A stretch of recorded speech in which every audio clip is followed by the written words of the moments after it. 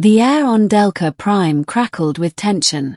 In the center of the market plaza, Commander Jace Thorne stood alone, arms raised as 5 armed Cinder soldiers leveled plasma rifles at his chest. Behind him, the woman he had only just met crouched, injured but alive. The blasters hummed. Jace didn't flinch. He'd already made his choice. The Cinder leader sneered. "Human, step aside. She is property of the Vaughn Syndicate." "She's not property," Jace said calmly, eyes hard. "She's a person. You will die for a stranger." Jace didn't answer. He merely spread his arms wider, shielding her completely. A pulse of heat. A plasma round fired. Then darkness. The world returned in fragments, white light, antiseptic air, the muffled beeping of monitors. Jace blinked. His chest ached like molten iron had been poured through it. He was alive. "She risked everything to bring you here," said a gentle voice nearby. "A Kalari nurse. She carried you through 3 Cinder checkpoints." "She," he rasped. The nurse smiled. "The girl. The one you saved." Jace's memory flickered. Golden eyes, dark hair matted with blood, a soft voice whispering, "Don't you dare die." But he hadn't known her name. "Where is she?" he asked. "She's waiting outside." When the nurse left, the door opened softly.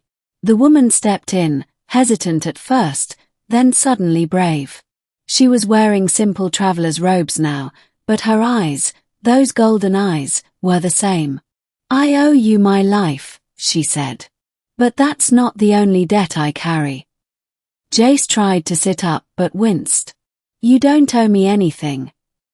She stepped closer and knelt by his side. "You don't remember me, do you?" He frowned. "We only met yesterday." "No," she said quietly. "We met 9 years ago. On Drekken Station. I was just a child. Homeless. Starving."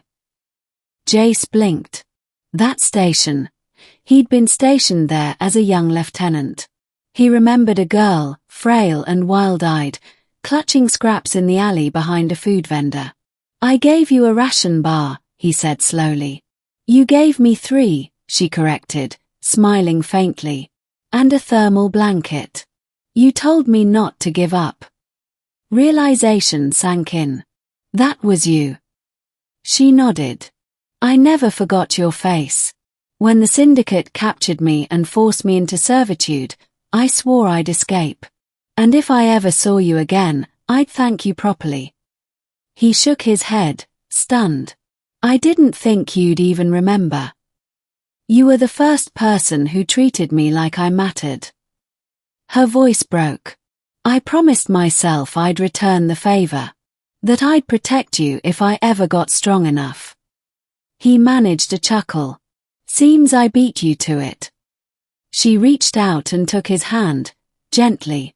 "I didn't even know your name back then." "Jace," he said. "And I'm Kayla." Jace recovered over the next few days. Kayla stayed close, quietly watching over him. They talked often, of her escape from the Syndicate, of his missions for the Terran Peace Corps. A bond formed, unspoken but powerful. But peace never lasted on Delca Prime. Not with the Syndicate hunting for escaped property. Word spread that Kayla was alive, and that Jace had helped her. The bounty rose. A decision had to be made. "You have to go," Jace told her one night. "They'll come for me. But they'll kill you." "I won't leave you again," Kayla said. "This isn't about me. You deserve a life. Freedom." She looked at him fiercely. "You gave me my freedom when you fed that starving girl. When you shielded me with your own body."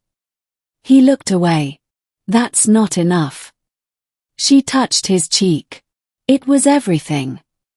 The Syndicate came 2 nights later. Jace knew the sound of dropships. He armed himself, ready to draw them away, but Kayla had other plans. "I won't run," she said. "Not this time." Together, They fled into the ruins of the old colony, a maze of tunnels and collapsed buildings. Drones scanned the area. Cinder voices echoed through the night. "We can't fight them all," Jace whispered. "No," Kayla agreed. "But we can stall them." She revealed a device, an old Terran disruptor core, jury-rigged into a bomb. "If we take out their main ship, the rest will scatter." Jace stared at her. "You'll die." "I survived worse." He took her hand. "Then we do it together." They moved through the shadows, working in silence, hearts pounding. Near dawn, they reached the Syndicate cruiser. Jace provided cover fire as Kayla slipped beneath the hull and planted the charge. As they turned to run, a Cinder soldier appeared, rifle raised. Jace fired first. The soldier dropped, but not before pulling the trigger. The blast caught Kayla in the side. She crumpled. "No." Jace caught her, pulling her behind cover. "Stay with me." She gasped, blood soaking her tunic. "Detonator."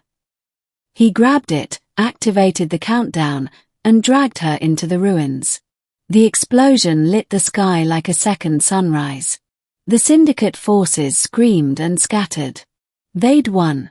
But Kayla lay limp in his arms. "You can't die now," Jace whispered, voice breaking. "Not after everything." Her eyes fluttered open. "I'm not dying," she rasped. "Just tired." He laughed through his tears. "You stubborn star. You scared me." "I told you," she murmured. "I'd protect you." Weeks passed. Kayla recovered slowly, under the care of rebel medics. The Syndicate pulled back, and the price on her head was quietly lifted after a diplomatic scandal exposed their slave operations. Jace stayed by her side. One evening, as stars shimmered above the hills of the Free Zone, she turned to him. "You know," she said, "all those years ago, when I first saw your face, I thought you looked like a hero." "I was just a dumb lieutenant with extra rations," Jace replied.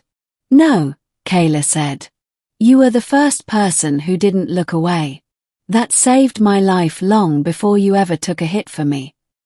He reached for her hand.